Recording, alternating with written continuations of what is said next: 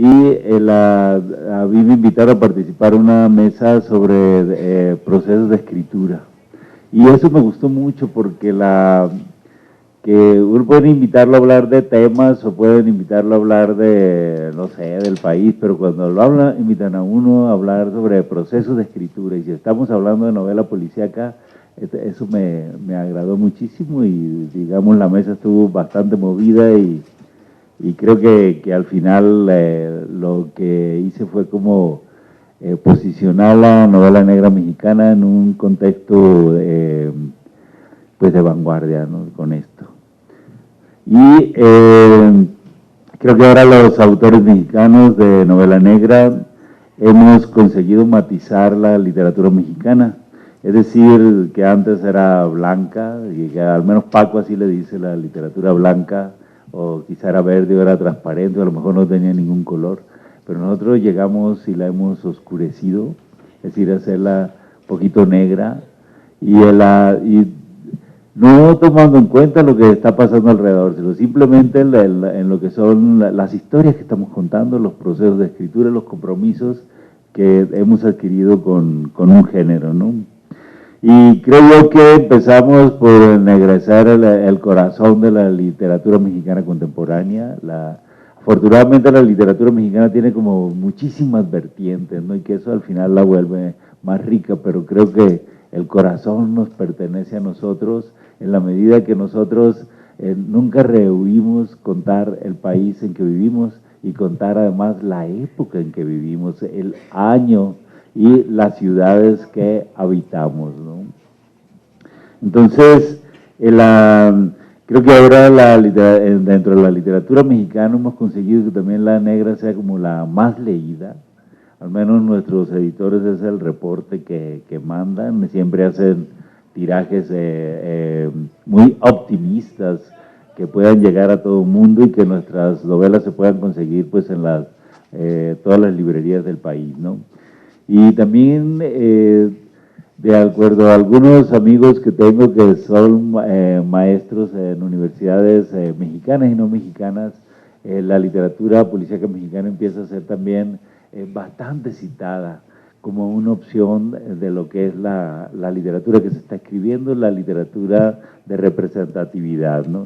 Eso, bueno, también es algo que nos gusta y creo que esto tiene que ver con que practicamos algunos riesgos de escritura y que al final tienden a convertirse en un estilo y es lo que pienso que a veces nos pone como vanguardia, ¿no? Hace rato Bev ofrecía disculpas por el tema de los cebollazos, pero ustedes van a detectar en los que estamos aquí, porque los que estamos aquí ahora, y esto es una cosa que hay que señalar al Instituto de Cultura de Aguascalientes y también a la universidad, y claro, también a la Fiscalía que metió las manos en esto, para traer los autores que estamos haciendo esto. Ha faltado Pedro Ángel, que está en la nieve, que ya has dicho tú, pero los autores que estamos haciendo, entonces constantemente nos estaremos citando unos a otros, es como inevitable, ¿no? Y esto es además una cosa muy extraña, que yo creo que lo que tenemos que hacer es celebrarla, hombre, que hemos tenido en esta universidad, además en este espacio, a los autores que están haciendo parte de la literatura mexicana y que además es una parte importante y que es vanguardia, ¿no? Bueno, si alguna vez se pensó que la literatura negra mexicana era menor, algo que yo la verdad no comparto esa idea, y los que han leído el complot mongol, no creo tampoco que lo compartan, es decir, no lo es más. Estamos haciendo una literatura muy respetable, una literatura que se ajusta a cualquiera de las exigencias más feroces de los críticos, y siempre y cuando las exigencias sean pues de eso, de carácter académico, porque a veces alguien hace críticas no con el afán de ubicar un texto, de ubicar una corriente literaria, como simplemente con el afán de destruir, el afán de descalificar, y también hay bastantes voces que nos critican de esa manera, ¿no?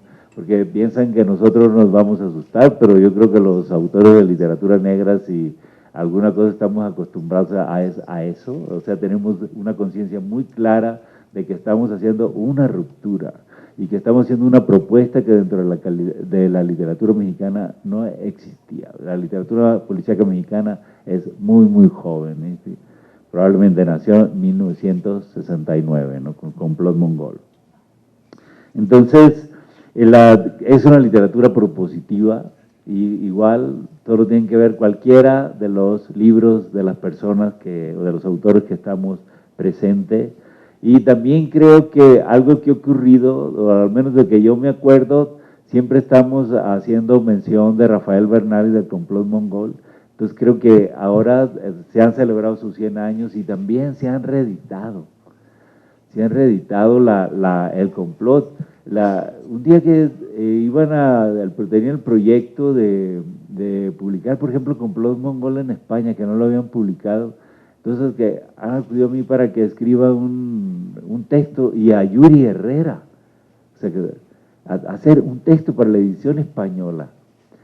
Entonces eso es muy lindo, porque bueno, son autores que tenemos obras circulando por allá y que es respetable por la propuesta narrativa, y entonces que el traer o proponer la lectura de uno de nuestros maestros, y ahí queda muy claro que es con el que inicia la literatura negra en nuestro país, ¿no? Entonces, también hablamos de Paco, porque siempre hay como una tendencia a descalificar a Paco, sobre todo la gente decente nunca le ha terminado de gustar, ¿no? Entonces, igual Paco se fajó en un momento que era el único, y que al menos era el único que publicaba, el único que tenía lectores, y eso como que despertaba la tentación de otros autores, ¿no? Y que decíamos, este tipo, ¿por qué, no? ¿Por qué? Y lo que hacían era como, lo intentaban de asaltar en las esquinas y degollarlo, ¿no? Afortunadamente nunca lo consiguieron. Las veces que Paco fue criticado en vivo, y que él pudo responder en vivo, todos los registros que tenemos es que salió muy bien, o sea que no, los argumentos que tenían sus críticos para descalificarlos nunca fueron suficientes, y con algunos de los críticos mexicanos famosos que lo primero que hacían era confesar que no lo habían leído y lo estaban criticando, pues eso no se puede hacer, ¿no? O sea, si alguien que esta es una universidad, y los que están estudiando y que aspiran a ser críticos, pues bueno, si quieren criticar a alguien tienen que leerlo, al menos, ¿no? Ya si le quieren criticar a Paco, que toma muchas Coca-Colas y que fuma denodadamente, y que tiene un estilo muy particular de participar, de dar sus charlas, bueno, eso es otra cosa, pero si van a su literatura, tienen que partir de que lo conocen. Y también tendemos a hablar de María Elvira Bermúdez, que hablando de lo que tú decías, Iris, que también hay mujeres, y es muy interesante el tema de las mujeres. Una mujer que se llama Malu Guajuca, que ganó un concurso con una novela que se llama Crimen sin faltas, o con faltas de ortografía, así, que era una novela muy interesante también, pero ella no volvió a escribir más. Pero pasa a veces también con los autores de literatura negra, que algo pasa con ellos, que dicen, no, ya no quiero saber nada de esto, o algunos que hacen una novela igual no quieren saber nada, o otros que hacen una novela, como es el caso de Cristina Rivera Garza, y que le da un final que pertenece a otro género literario, porque la novela funciona muy bien, al menos toda la que tiene que ver con la parte del desarrollo del delito, y la presencia de esta detective investigando quién está castrando varones en los callejones de la ciudad de Aguascalientes, ¿no? Si no lo han leído, pues bueno, ustedes se lo están perdiendo, ¿no? Entonces, las mujeres están ahí, y es muy interesante porque tienen una visión, con eso que les funcionan los dos hemisferios, desde luego batallan menos a la hora de hacer las tramas, lo cual es una cosa muy importante en este género, ¿no? Pues algo que nos gusta, de que últimamente nos toman más en serio, nos estudian con mucha seriedad, Y a veces algunos de los autores de novelas policíacas dicen que eso no les importa. Yo la verdad no creo mucho en mis colegas. A mí particularmente me gusta que ser estudiado en los ámbitos académicos. Yo mismo soy académico y cada que puedo meto novelas policíacas en mis cursos. Pero algunos dicen que no. Yo he conocido un autor que es amigo mío, no diré su nombre, un autor mexicano famoso, que un año me dijo, que a mí me vale madre si me publican en español, no, ese no me importa, con que me publiquen en México es suficiente, ¿no? Está bien, ¿no? Y como a los 5 años me dice, pues, ¿tú cómo haces para que te publiquen en España? Entonces, claro que yo soy un amigo que quiero mucho, pues no le dije nada, no, pues son cosas de los editores, de los agentes, ¿no? Y eso. Y se fue a vivir, se fue a vivir allá. Y luego consiguió que lo publicamos. En literatura vale realmente la pena, ¿no? Entonces, esas son cosas chistosas. Y entre nosotros a veces dicen, que a mí no me importa. No, es lindo. Porque ¿qué es lo que pasa con la academia? Es como son valoraciones de calidad. Yo al menos así lo evalúo. O la experiencia que yo he tenido con los críticos también. Son de calidad. Y muchas veces ahí hay advertencias. Porque ningún novelista es perfecto y entonces cuando hay advertencias uno puede poner cuidado a eso y puede mejorar. Puede mejorar un novelista policíaco, creo yo que son los primeros que superan esa instancia de enamoramiento que tienen con sus obras. Es decir, y ese enamoramiento que a veces lo lleva a ofuscarse cuando alguien dice, no, pues es que aquí cometí un error, ¿no? Este personaje le cambió el nombre, se llamaba de una manera en la página 27 y en la 146 se llamaba de otra manera. Eso pasa. Eso pasa. Yo una vez presenté una novela de un escritor mexicano famoso que cometió ese error y le dije, ¿qué te pasó? Porque eso pasa, uno cambia los nombres de los personajes, ¿no? Y entonces echó la culpa al editor, lo cual es cierto, el editor tenía que poner a alguien ahí que leyera la novela y le pusiera las comas y los acentos, ¿no? Y también corrigiera los nombres. Como aquí hay estudiantes de literatura que a lo mejor después son editores, cuidado eso, con los nombres de los personajes, ¿no? Entonces, eso pasa también, y son como las advertencias. Y cuando las críticas son a favor, pues la verdad a uno le dan más confianza, como que uno dice, bueno, estoy ubicado, lo estoy consiguiendo, me siento bien, ¿no? Me siento que voy así. Y hay un escritor mexicano que ha fallecido, se llama Daniel Sada, que él no era un escritor negro, pero él era un gran lector de novela policíaca, y él tenía una frase muy bonita, cuando uno leía una crítica a favor, que él decía, ay, es que se siente bien bonito, decía. Daniel Sada era así, ¿no? Era muy tierno y aparte toda la sapiencia que tenía y todo lo que uno era capaz de recomendarle, ¿no? Entonces yo creo que la literatura negra en nuestro país es una literatura de la que ustedes pueden sentirse orgullosos desde ya, ¿no? De verdad, pueden sentirse orgullosos de ella, no se van a avergonzar de leer a nadie, y cuando descubran que a los que están traducidos o a los que los leen en otros países en español, igual pueden ustedes pues presumir que los tienen, ¿no? ¿Y qué es lo que tiene esto la literatura mexicana contemporánea? Pues bueno, en la mesa pasada se mencionaron muchísimas cosas, solamente puntualizaré.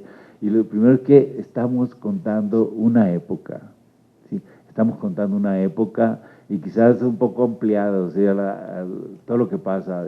Cuando yo hablo ampliada, estoy hablando de las obras de Hagenbeck que pasan en Los Ángeles, por ejemplo, pero en Los Ángeles viven como cuántos millones de hispanohablantes, como 6, 10, no sé cuántos.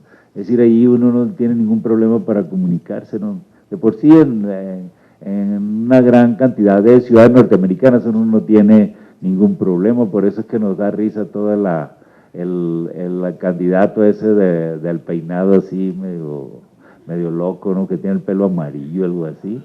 Entonces, de todo eso que está diciendo y que se está imaginando que nosotros le vamos a pagar ese muro, jajaja, que le vas a andar pagando.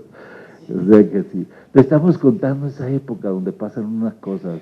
En este país están pasando muchas cosas que no quisiéramos que pasaran. Pero son cosas que no podemos mantener bajo el colchón, ¿no? Bajo la alfombra. Son cosas que los autores negros las queremos contar. Queremos que a ustedes no se les olvide el país en que estamos viviendo. Queremos que no se les olvide que en nuestro barrio o en nuestra cuadra puede haber alguien que no merece vivir ahí, ¿sí? Queremos que no se les olvide que tenemos que conseguir que nuestra constitución, que nuestros códigos legales, que dicen los expertos que no falta nada, que son casi perfectos, pues bueno, que se apliquen y que se respeten las leyes, ¿sí? Tenemos que dar ese salto de vivir en un país de leyes, en un país donde todo se respete, donde la ley no se compre, ¿sí? Eso no podemos continuar durante muchos años así. Ustedes van a heredar este país y parte de lo que tienen que dar en este país es orgullo, es decir, orgullo de vivir en un país que es un país que no es perfecto, ciertamente, pero que es absolutamente habitable. Yo un día estaba en Medellín y me metí a una mesa ahí en Medellín negro y me tocaba, faltar como 15 minutos para que me tocara y entonces fue y me metí. Y entonces ya un crítico que era argentino, por cierto, no recuerdo su nombre, estaba hablando y se me hizo familiar lo que estaba diciendo, ¿no? Y decía, ¿qué estaba hablando este tipo?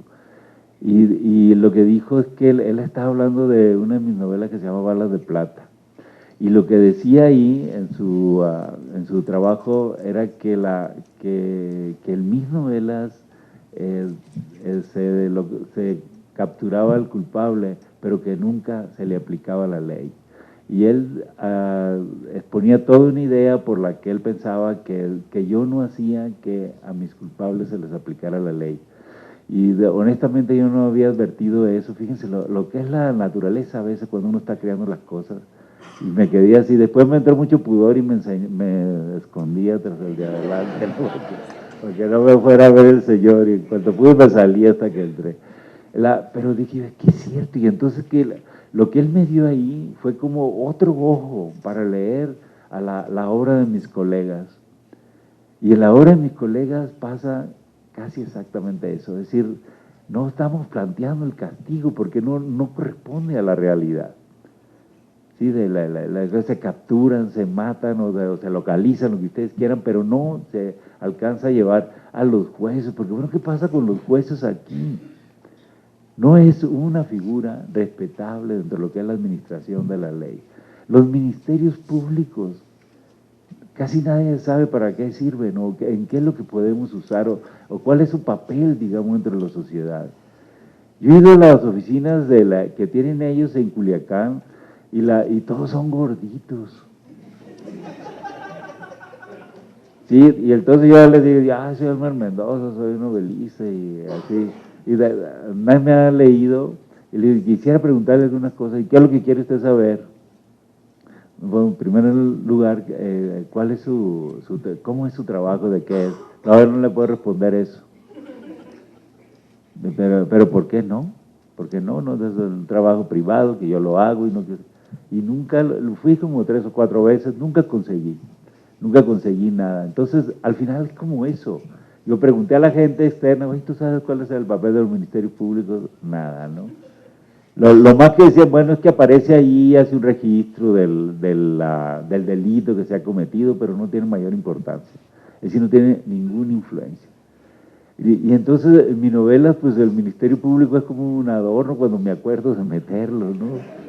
Y en las novelas de mis colegas, no, aparecen los ministerios públicos. Entonces, claro, es también un reflejo de lo que es la administración real, digamos. Y hay unas personas ahí que son puestos donde trabajan y que no aparecen, pues bueno, ¿qué es lo que vamos a hacer, no?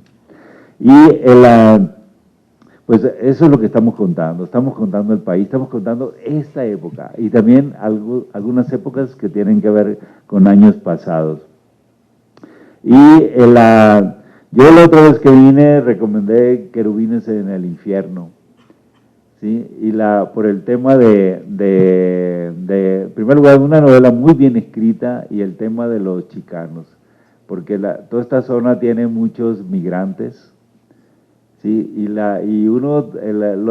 La raza se va a trabajar al otro lado y lo que todo el mundo espera es el cheque, ¿a poco no? Que llegue el depósito. Sí, ir al banco, a Electra y a ver qué tanto mandaron, así, ¿no? Pero lo que vive esa gente ahí, lo que pasa. Y entonces en esta novela, Querubines en el infierno, que lo voy a volver a recomendar, está, aunque está en los años 40, lo que ellos viven, es decir, lo que tienen que soportar, lo que tienen que vivir. Y está contado con un compromiso literario, digamos, con un compromiso temático que es realmente impactante. Yo me puse a investigar cuando leí esa novela si en mi familia había migrantes con ese perfil, y resulta que no había, pero ¿cómo es posible? No, hombre, la familia nuestra son bien trazas, tienen otro perfil, o sea, no se someten a eso. Siempre trabajan en otras cosas así, ¿no? Entonces, pero eso sí es realmente una revelación.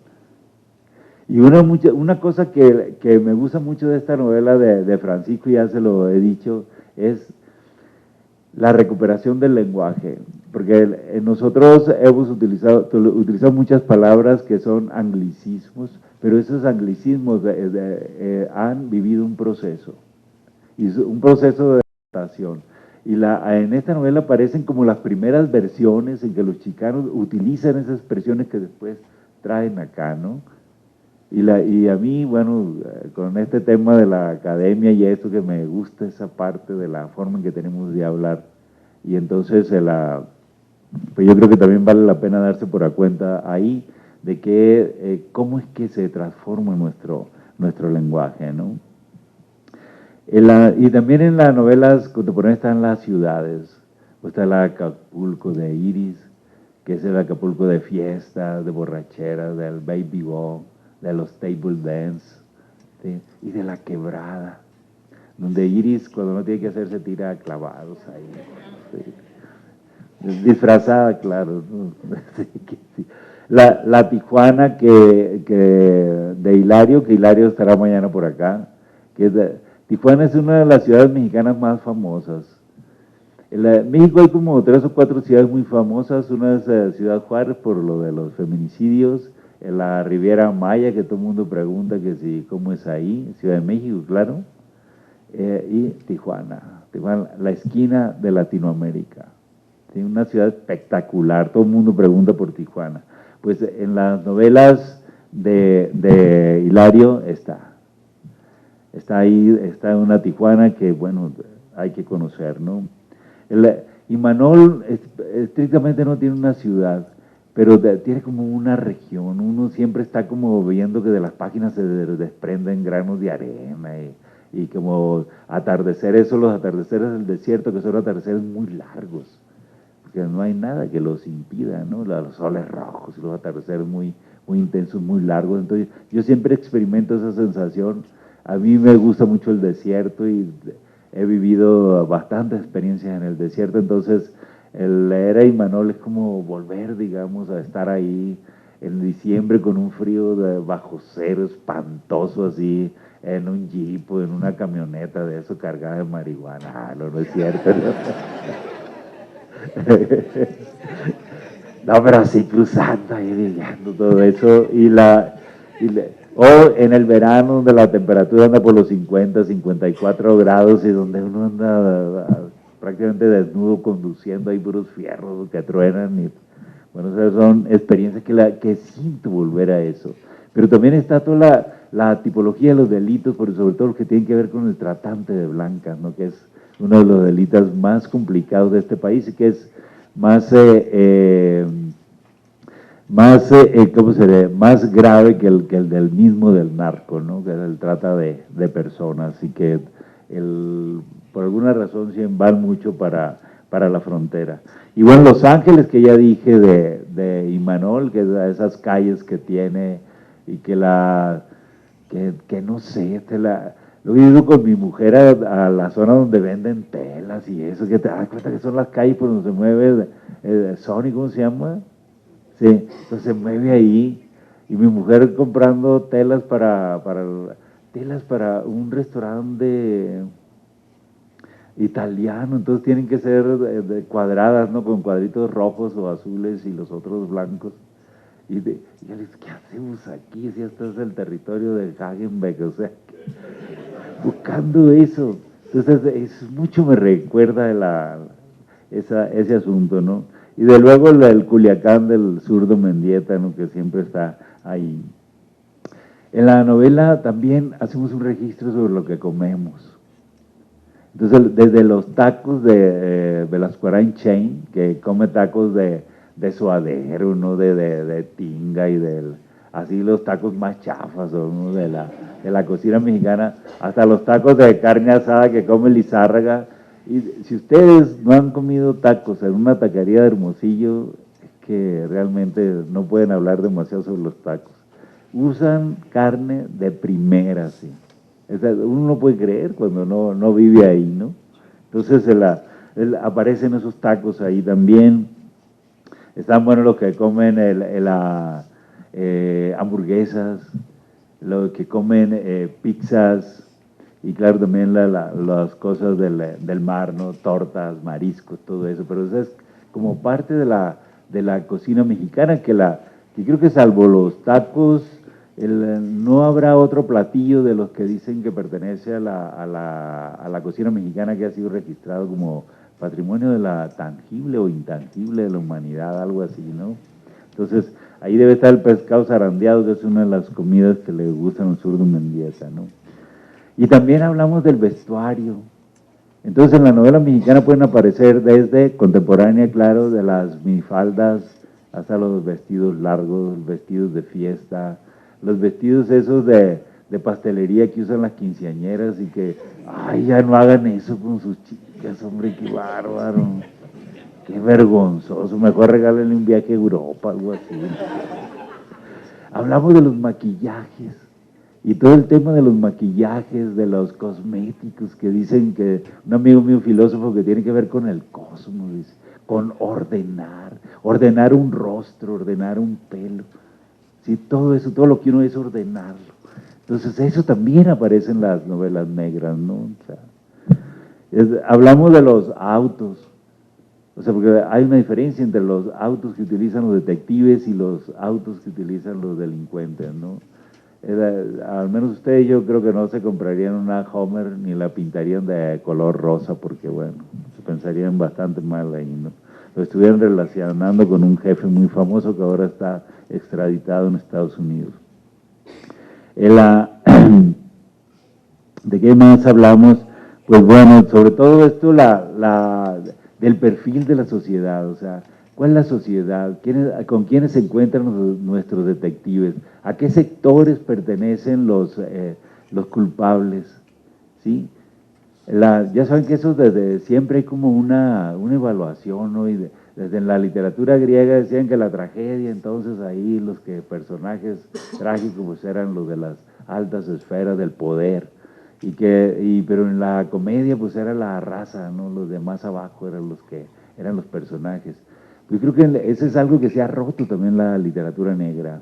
Pues siempre es más espectacular que aparezca muerto, no sé, de un hijo de un potentado de un industrial muy grande, de uno que trabaja en la Nissan, por ejemplo, ahí en un puesto ejecutivo, que digamos que el hijo de uno que venda fruta o aguas frescas en una esquina. Hay impactos también, y eso lo registra la novela negra. Y también digamos que los muertos no son iguales, o no siguen siendo iguales, aunque deberían ser iguales. Pues hay un registro también en eso, ¿no? Que la sociedad evalúa por eso. Por ejemplo, ahora con el video de Gerardo Ortiz, ven lo que ha pasado. Lo que ha pasado, ¿no? El tipo mata al Sancho y bueno, pero mata a la chica. ¿Y cómo se atreve el tipo a matar, a hacer que ese cuerpo esté bajo tierra con todo lo que se podía disfrutar sobre la tierra? Por decir de una manera burda, ¿sí? Pero todo lo que significa, esa agresión tan violenta, digamos, que es de género, desde luego. Y quizá no fuera de género si el personaje no tiene una sonrisa absolutamente cínica después de que está ardiendo el auto donde la mete, ¿no? Y ¿por qué pasa eso? Eso no lo podemos permitir. ¿Sí? No podemos permitir esas conductas, no podemos permitir que eso, digamos, y empecemos por prohibir las conductas, pues en nosotros, o sea, nosotros no hacer esa descalificación y esa agresión a quien sea, ¿no? Entonces, pero es la sociedad que vivimos, el grupo al que pertenecemos, el grupo que está ahora, en esta época, come todos los días, trabaja, va al cine, viene a las conferencias de novela policíaca, es decir, todos los que estamos aquí. Yo creo que es vanguardia en eso, porque es como contar un país, representarlo, en sus partes duras, pero también en sus partes folclóricas, en sus partes inolvidables, en sus partes que pueden ser orgullo, en sus partes que duelen, pero las partes que se disfrutan también, en las partes que merecen humor. Es decir, la novela negra tiene todo eso, ¿no? Y también creo que una de las cosas, porque esta novelística policíaca es contemporánea y es de vanguardia, porque los procesos escriturales que ustedes van a ver ahí son de vanguardia. Ustedes pueden leer al autor del género que quieran y van a encontrar que andamos como recorriendo las mismas formas, que son formas que igual pertenecen a esta época, ¿no? Y son formas que tienen que ver, pues, con el tono, con el ritmo, o sea, ese instrumento narrativo que uno no alcanza a detectar, pero que al final es lo que hace que uno se enganche con una novela de cualquier género, ¿no? Pero los policíacos lo cuidamos mucho, porque los policíacos siempre vamos al plexo solar, o sea, como a la parte más emotiva de las personas. A veces uno piensa en eso, con esto se van a emocionar, es decir, a la hora de crear atmósferas de enigmas, crear atmósferas de misterio, decir, bueno, esto le va a llegar, le va a pegar. Y desde luego no siempre ocurre, porque siempre hay lectores que son muy avesados. ¿Y saben qué pasa también? Que todos nuestros lectores son también detectives. Entonces, a la hora de plantear el desarrollo de la trama, es algo que hacemos con sumo cuidado. Es decir, porque un autor que le descubren ustedes en la página 76, quién es el culpable, pues bueno, hay como una desilusión, ¿sí? Y como una descalificación también, porque el detective que es el lector dice, bueno, este tipo pues no la hace, ¿no? Pero si cuando llegan al último capítulo y no saben qué está pasando, tienen una serie de teorías sobre quién es el culpable. Es decir, el autor se siente muy bien porque las falsas pistas han funcionado. La mayoría de las novelas se apoyan en el trabajo con las falsas pistas. Es decir, que todos esos instrumentos que se comparten con el lector y que el lector a veces se los cree y a veces no se los cree, pero los sigue porque tiene que comprobar por qué no lo cree.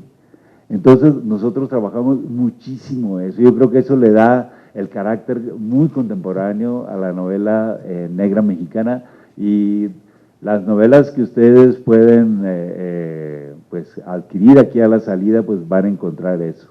Y es decir, es como una lectura aquí un poco distinto, que a veces pensaba, bueno, hay que leer novelas policíacas como en vacaciones, no para pasárselo bien.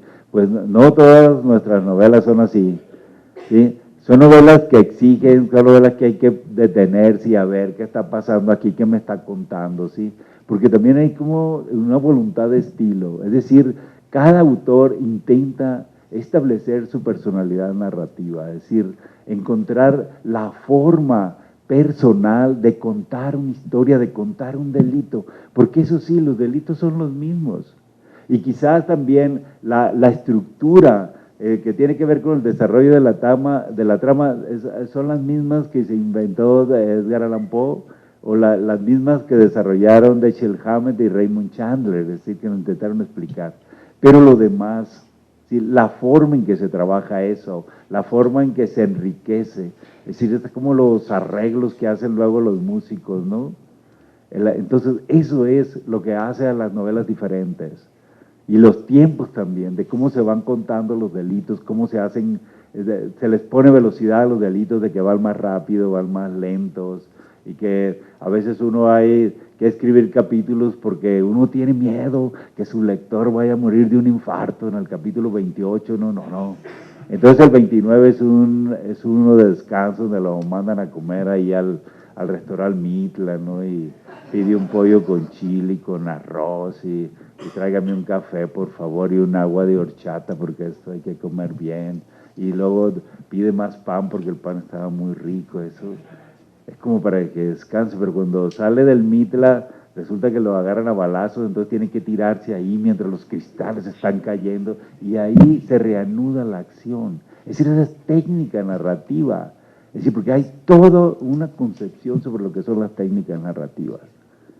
¿Sí? Y también la relación que tenemos pues, prácticamente con todos los auditores del mundo. Y si queremos crear una atmósfera de suspense, pues entonces hay que leer a John Connolly, que es como el gran máster de esta época, ¿sí?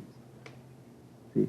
Pero si queremos leer algo que tenga que ver con la utilización de la política como un recurso dentro de la narrativa, pues entonces hay que leer a Petros Márkaris, que los últimos títulos de sus novelas ya van directos con la situación de Grecia, ¿no? Sí. Y si, bueno, y queremos ver cómo se escriben las novelas temáticas, pues entonces hay que leer a Bati Agur, donde aquí parece que hay estudiantes de letras, pues ahí ella tiene una novela que se llama Un asesinato literario, donde todos los personajes son de la Facultad de Letras, y hay un maestro que enamora a las chicas, un maestro que es muy bueno, y muchos alumnos que andan para arriba y para abajo, y que no quieren leer a Don Quijote, cosas así, ¿no? Entonces, es decir, son todo el trabajo de un universo que al menos los que hemos ido a la Facultad de Literatura nos es familiar. Entonces eso se lee como de otra manera, están ahí. Y nosotros estar relacionados con ellos, pues bueno, es que al final tenemos que conseguir mejores productos y digamos una literatura mexicana que responda a las expectativas, porque si nosotros queremos que esto que dicen a veces los críticos dulces, que no, que es un género menor, no queremos que lo digan. Y bueno, total, si lo dicen, pero si lo dicen, que lo digan con ese remordimiento de que están equivocados, ¿no? Que eso no puede ser. Estas novelas cumplen todas las expectativas de la literatura contemporánea. Entonces, yo creo que las voces más representativas son los que están aquí, los que estamos aquí, con nuestros invitados también, que tenemos invitados, uno de la hermana República de Argentina y otra de la hermana República de Barcelona, o de España, no de España. Entonces, que igual nos hablarán sobre el estado de ellos allá.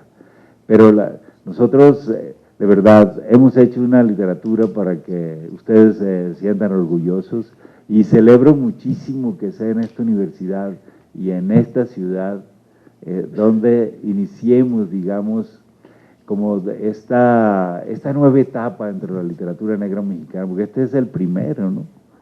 El primero de todos los que vamos a tener, ¿no? El segundo será muy pronto en San Luis Potosí, pero por lo pronto el primero es aquí, y eso hay que celebrarlo. Y agradecer también a la universidad, al Instituto de Cultura, la Fiscalía, que han tenido la visión de dar impulso pues a esta rama de la literatura mexicana que realmente ha crecido mucho. Y bueno, no pierdan la oportunidad de convivir con los autores, las firmas, hacerles las preguntas, pedirles los consejos que sean necesarios. Muchas gracias.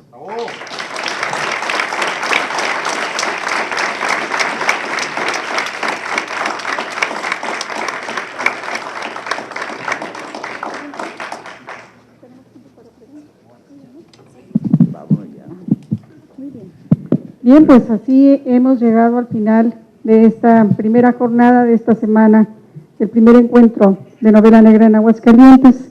Les tengo una buena noticia, sí nos llegó, este es un complot, lo vamos a vender mañana. Qué emoción, la verdad, sí. Bien, muchísimas gracias, Alma Mendoza, por esta conferencia tan ilustradora. Los esperamos, antes de irnos, los invitamos a degustar un brindis preparado en esta ocasión. Sigue la venta de libros, aquí están los autores para recabar la firma autógrafa y los esperamos mañana a partir de las 5 de la tarde para seguir con estas jornadas. Muchísimas gracias, buenas noches.